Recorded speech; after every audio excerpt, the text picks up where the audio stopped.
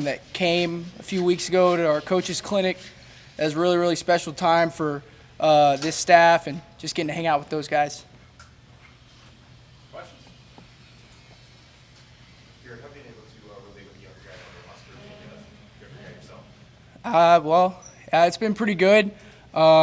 Obviously not that far removed from playing, so kind of see the game the same way. Some of the defenses that we see nowadays is obviously what I saw as a player. And then obviously being around Coach Satt and Coach Roll previously, that really, really helped me with the familiarity of this offense that we're going to run. Hey, Coach Roll said you've seen 4 offenses in 6 years with all the coaches that you've worked with. What are the hallmarks maybe of this offense, and what advantage is there to kind of knowing every kind of offense that you've already learned? Yes, sir. So my opinion, I've just seen a lot. Obviously, a lot of people run the same stuff. I'm a firm believer in showing the guys NFL tape. So if you saw me about 4 or 5 hours ago in the morning, I was breaking down some NFL tape because I think if they see the best of the best do it, they learn better than going to see a guy that, on the same playing level. So obviously being around those offenses and the different trees, so it's a little easier for me to kind of teach, in my opinion, just being exposed to that. What guys did you show them? What NFL guys? It's really everybody. A lot of guys like the Jamar Chase, they like the Justin Jefferson, the Tyreek Hill. My personal favorite's DJ Moore, obviously. It's really just anybody. Whatever I can kind of get my hands on, and it's like my personal project throughout the night or the early mornings. So just about anybody. Hey, Garret, how have you seen that? Just when you do stuff like that, when you bring guys into your office, show them film, whatever, just hang out with them, how have you seen the reception to those invitations grow over the 3 or 4 months that you've been here? Oh my gosh, it's night and day. A lot of people laugh at the snacks, right? But that's real.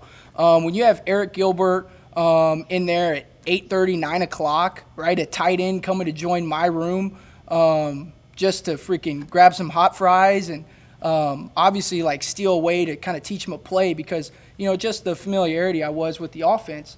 And then also, like I told the guys, like that's their office, not necessarily mine. So when you see Billy Kemp, Josh Fleek sitting in my chair running the remote, it's a lot more powerful than me sitting there teaching them. Garret, Isaiah was up here at ITC. What have you seen out of him, so far this spring, and how have you kind of connected with him? Unbelievable. So his parents are actually from West Texas, so that kind of holds a special place in my heart, obviously, with my family. But just a super disciplined, detailed guy, very, very smart, very, very engaged in the meetings when either myself or Coach Satt is speaking. And then, he's just a guy that's dependable. And that's all we're really looking for, just guys that are dependable. You've gotten to see Xavier Betts on the field now for a few weeks. What stands out about him and his game? You just kind of look at him, right? He's really big, really, really long, can stretch the field vertically. But Zay's he's competing his tail off. Very, very proud of him and all the progress he's made, both on and off the field, in the classroom. He's doing a really, really good job. Who's going to step out the wide receiver room? I don't want to kind of individualize anybody because I think that would kind of not disrespect the room, but take away from all the work that Cooper Hausman's doing, Elliott Brown, Roman Mangini. So I don't want to individualize anybody from that aspect. I hope that's not disrespectful in any way. Last week, Coach Barthel was telling us he's really in the developmental stage right now. What do you feel like you are in terms of bringing the guys along? Yes, sir. We are a developmental program. So as you see, like we are getting a lot of reps. We got just in my room alone, we got 180 reps last Thursday. So that's as good as teaching as you can get once you're on the grass and actually doing it.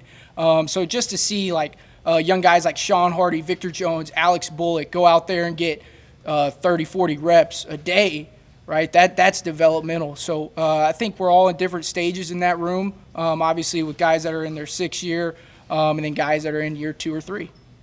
How big of a part of your job is that, to develop young guys and turn them into players who can grow in your program over 3 or 4 years versus what you're doing with Billy or with Josh? You bring guys in toward the end of their careers. Where do you place the importance of taking a freshman, like Malachi's out there Mhm. following you around today, and working with him over the next 3 years? Right. Yes, sir. So if you see the trend in recruiting, we're always going to recruit on height, weight, speed, right? The tape is kind of the advantage, right? But we want to get guys that are tall, long, and fast. So that's why it's so important to develop. And, that's why we're here, is to develop guys both on and off the field. I know you don't want to do individual breakdown on every guy, but Marcus Washington is a guy who's obviously had a pretty long college career. What's sort of been your message to him and getting to know him as he's adjust piece of it? I'm his third or fourth receiver coach. I think I'm his fourth receiver coach, and obviously that's tough on everybody. So first thing I had to do was build trust with him, and that came from me learning about his 1-year-old son Mason. So obviously he's got stuff that off the field that he's working for, which everything. When it comes to like being a player, if there's a why behind it, you're going to work harder, right? So, and then obviously when it comes to on the field, man, he's a competitive sucker, which, anytime you can bring that to the receiver room, we want it.